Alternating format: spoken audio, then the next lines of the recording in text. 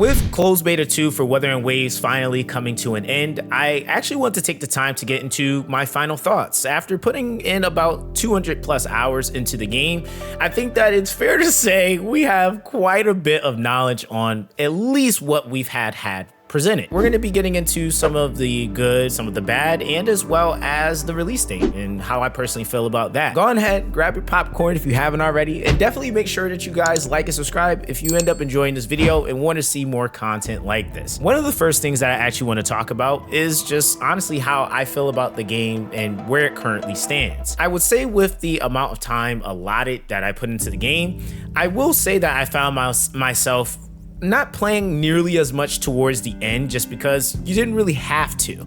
And I think that that's actually pretty normal considering that this is a beta and it really seemed to be for the purpose of us to kind of showcase or be able to test out the potential QOL aspect of the game or just the data life aspect of the game. Of course, with that, I will say in the game's entirety and what it's bringing to the table, I feel like there's a couple of key points that Wuthering Waves is doing extremely well. One of those points is going to be the fact that they are offering us something that is a little bit more skill-based. And I feel like that's one of the points that for me personally is going to make me play this game no matter what. I know for some people there's some things that's like a make or break, but I feel like no matter really what happens, I still would pick up this game and still play it just because of that factor. And that's something that I actually want to see more gachas bring into the table, is more things that, require a little bit more skill and you can't just necessarily wallet ninjutsu. But I also think that it's also safe to say too that they made it to where the freebie characters that you get, which is really honestly primarily the basis of the majority of my gameplay, allow you to be able to trivialize the game. I mean, there is some good and bad that comes with that. Yeah, if you're going to have players pulling for characters, you definitely want the characters to actually feel like they're valuable. And not that they're just steamrolling everything, but I also have to say that we really, honestly, I feel like are getting I don't know, kind of like the tip of the iceberg. We're not really getting everything in terms of the in-game content. And I've even made a few statements where I've said I felt like we aren't actually doing the actual in-game content because for the most part, on average, even down to Staparu and Rexcellent, the highest levels that you typically seen in the game were about level 70. So with that, we still have level 80 and level 90 showcasing of units and of course max skilling them to really be able to see their true potential.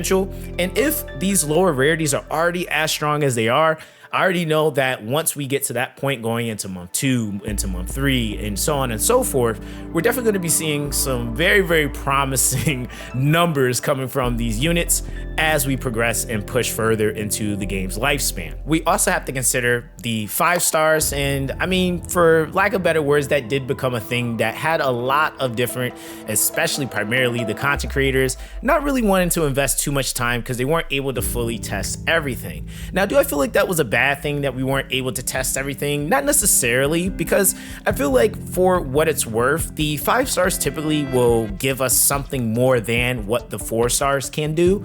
So it's kind of safe to say that if you can do it with the 4 stars, you can more than likely do it with the 5 stars, right?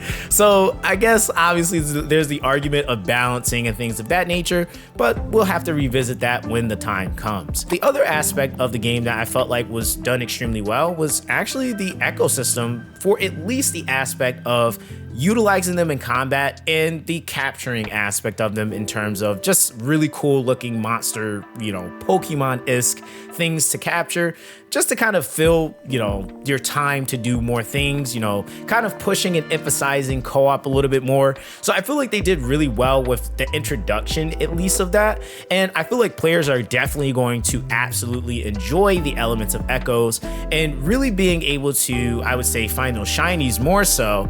And of course, we'll talk about that too. But I do feel like for at least a base foundation and understanding of it, is actually really well done. Some of the latter points that I want to make as well, and these are some more of like personal bias for me, I actually like the variances in the characters. I feel like there is a healthy balance to how the characters play. Some require you to be a little up close, some are AoE, some are more single targets, some are, high risk, high reward. And I think that that's definitely going to be very promising for especially Gen 1 characters going into the game. But once we start stepping into Gen 2, Gen 3, and understanding the type of company Kuro Games is and knowing how they like to make sure that their characters are ever evolving so that they actually are, keeping up with whatever new mechanics or new boss difficulties that might come into play, I really honestly have really high hopes for that aspect of the game and the game to become even more challenging as we push further into the game's lifespan. I do want to roll back and talk a little bit more about some of the issues we kind of came across. Of course, with that, I think some of the issues were, one, for lack of better words, that the world was fairly empty. I feel like that is a fairly easier fix, but I also think that is one of those things where we want the world to be filled, but we also don't want the value or the drop quality to change in terms of what echoes we're getting and how often we get them to drop. Compared to CBT1, they didn't drop nearly as much as they did in CBT2, which I actually think is one of the big points to be made here. But I also think that there was definitely a significant decrease in what was just filling in or filling out the world so that we feel like there's like a world, like it kind of happening, right? So even when you go into town, hearing people and seeing people running around and doing certain things, I think are also going to be very important key points just to make sure that when a player is playing the game, they feel immersed and engulfed in the universe. I think that that also kind of ties into the other thing that was presented with Echoes was the fact that Echoes actually have too much RNG. And I feel like that's another thing that definitely had become the biggest issue within the entire beta was, how is this going to look long term? I think the argument that, yes, and I've argued this many of videos, is that for what we've at least seen, none of the perfected stats that you might have needed in like other games such as like Genshin Impact or Honkai Star Rail is required with what we have been presented. But I think the other side to that is that, again, the game is going to scale, and at some point, there is a high possibility that those stats will then thus become required, and you rather fix something now versus trying to fix it later on when it actually presents itself as a potential problem, whereas you can kind of nip it in the bud earlier to just kind of prevent it altogether, which I think is a little bit better to be proactive, right? So again, with that being said, I feel like one of the best things that we can see come out of the ecosystem is really honestly decreasing the layers of RNG, because if the layers of RNG is decreased, then it definitely would significantly help with some of that anxiety that players just typically have when you're trying to get the exact stats that you need. I think some of the ways that they can do this is by narrowing down what the percentages are going to be on these pieces, just because for the simple fact of the matter is that you can get the right set bonus, but then you can get the wrong main stat, and or you can get the right set bonus and you can also get the right main stat, but because you don't know what the substats are, the substats could all roll completely terrible. Those are some of the aspects that were definitely brought to the attention of what I would hope would be to Kuro Games, because it was definitely one of the most complained things about in CBT2, but I do feel like it is quite fixable, and Kuro hasn't given us any reason to believe that they wouldn't address something that a lot of players are giving feedback on, such as that. I will say, if they can remove some of those layers of RNG, there will need to still be RNG there, because this is a gacha game and they need us to have a reason to come back to want to tweak our characters or make them slightly better. So I don't think asking for perfected builds is really what we're asking for here, but just the aspect of, if we're going to be putting our time into the game, it's not going to feel bad that we're not able to somewhat kind of angle ourselves to building the proper builds for these characters. But again, I digress there. I feel like there will be a lot of different builds that will present themselves, and we really honestly have only scratched the surface of what even makes more sense to build characters with, whether it be their elemental damage or crit rate, crit damage.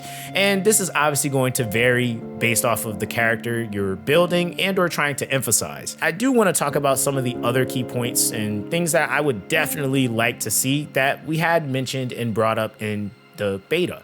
And I feel like one of those points is definitely identifying more who the game wants to be catered to.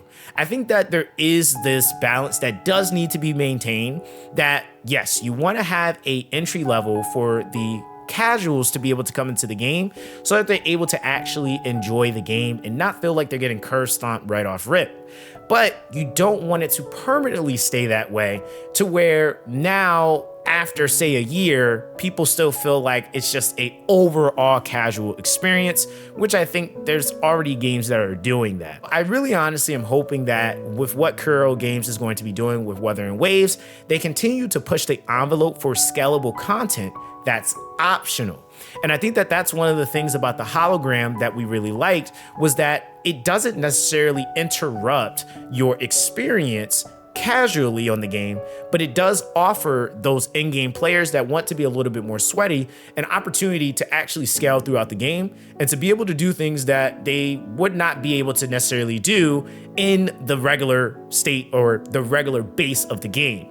I think one of the funny things I actually heard with all this stuff was that a lot of the content was being catered to in-game players or the hardcore players, whereas like literally 1% of this game, which is like hologram, like honestly and truthfully, and maybe even arguably the abyss once we get to that point, is being catered to hardcore. But everything else within the game is catered to the casual and like early entry players. And I would even argue that a lot of the content is actually set up to where once you have like, you know, stronger units, they're leveled up. I would even argue like level 80 with like really solid echoes, you're probably going to curve stomp at least all the way up to the difficulty 6, outside of the fact that you still will need to know how to properly dodge and parry and things of that nature. But I really honestly do think that players aren't going to have as much difficulty as they think with at least what we were presented. One of the other points that I want to touch on as well is something that I mentioned in a previous video,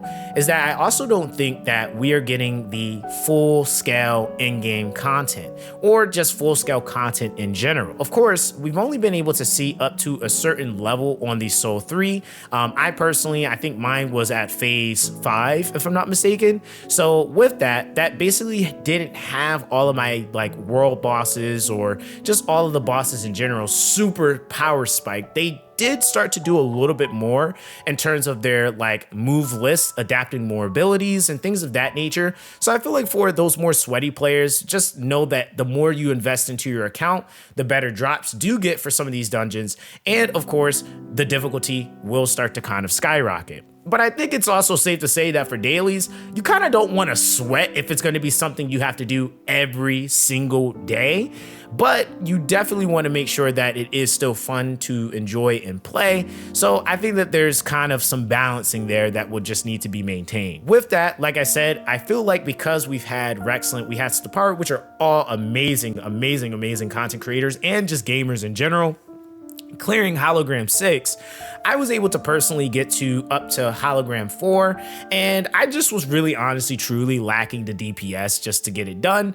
But nonetheless, if I did have it, I'm pretty sure I would have been able to clear it. So considering that within about a 3 to 4 week period, we were able to get very close to either clearing the highest hologram fight or boss in the game to being within that spectrum of being near the very last one, I think that that also kind of will show you that there's going to be more potentially, or there will need to be more added to the game so that players have more to do. For the sake of argument, I know that a lot of the casuals are probably going to not be doing any of that. They're probably stuck on 2 for a long time, but I think it is safe to say for those of you guys that's looking for a like more in-game experience, you will be able to actually see that, as you start to push into the game. And I would even argue that they're going to, once they get this feedback, they're going to be adding even more to the game as well. Another thing I want to touch on is actually the drop rates. And this is more of like a personal message to Kuro. I think it's okay, Kuro, to have really good drop rates on stuff. Like, and what I mean by that is in terms of like the resource drops. I get it. You want people to be consistent and play as often as possible. But I definitely think that building up units and like leveling them and things of that nature, giving the resources, whether it be the module resources if you guys decide to keep that, whether it be the resources for leveling your echo or the resource for leveling characters or weapons. Because there is such a high abundance of things that you need to typically farm, you still have to go and get flowers for ascension, you still need to kill the bosses for the ascension material to then ascend them, and then of course you then need other things depending on the variation of the unit that comes from a different group of enemies.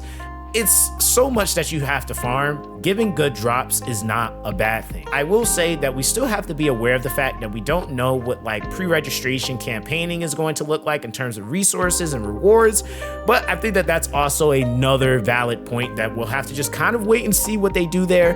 But I definitely don't think it would hurt to have good drop rates, especially for the echo dungeons, and especially if you want people to, buy into those. And I would even argue stamina decreases on those would also not hurt either. The other thing that I want to actually touch on, and this is actually in relevance to the idea of the gacha, okay?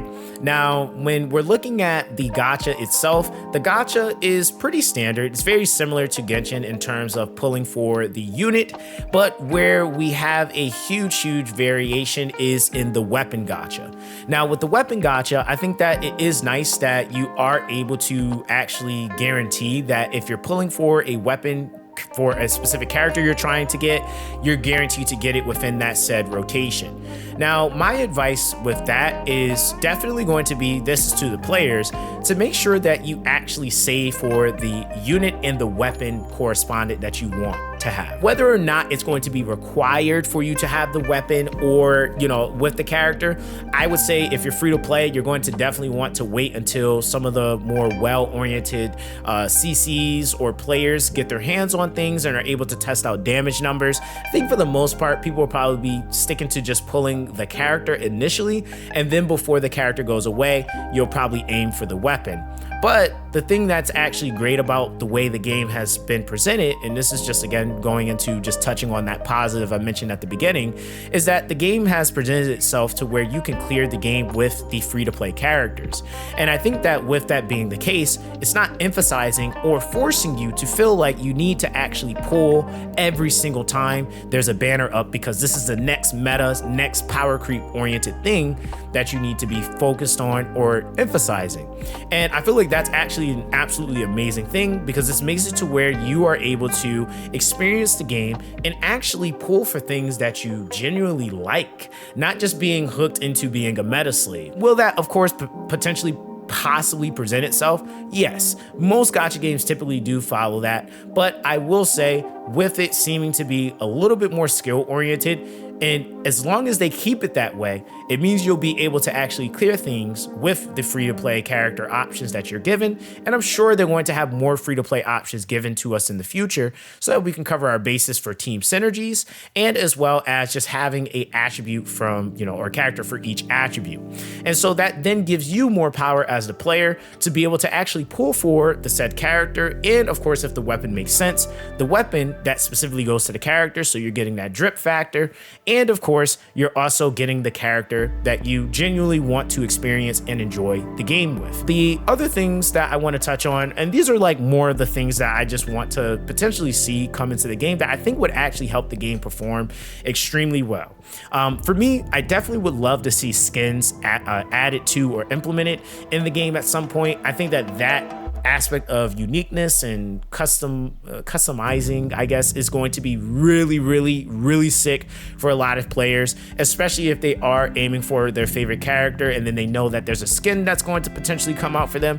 I think that honestly, I don't see how you would lose with that one, Carol, to be fair. And I mean, like, if we even look at PGR does very well when it comes down to coatings, so I'm pretty sure it would do extremely well here in the in Wuthering Waves. The other thing that I wasn't able to really get too crazy into was co-op, and I will say with at least co-op, I think co-op is actually really well done.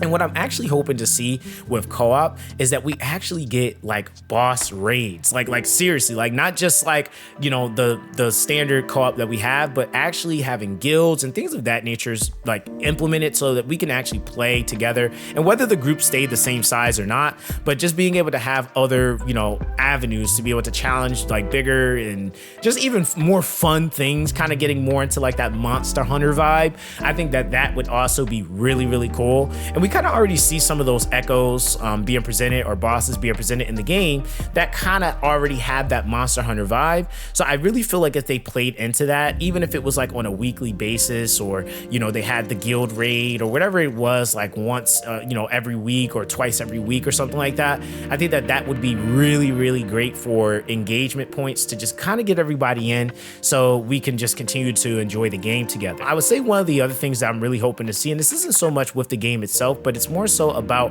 what we need for the community to be able to thrive. I really, really am hoping that you guys do more live presentations and host and have live streams where you guys actually invite different creators amongst the community, and as well as have your own set of normal faces from the team that addresses questions and actually will host and house different, you know, presentations and things of that nature when new content comes out. I will say with at least the drip marketing or, you know, advertisement that we've seen so far, it's actually been done fairly well. And I'm really, really excited to see what they're going to be presenting in the future when it comes down to other content and just, again, implementation of new units as we push closer to the release.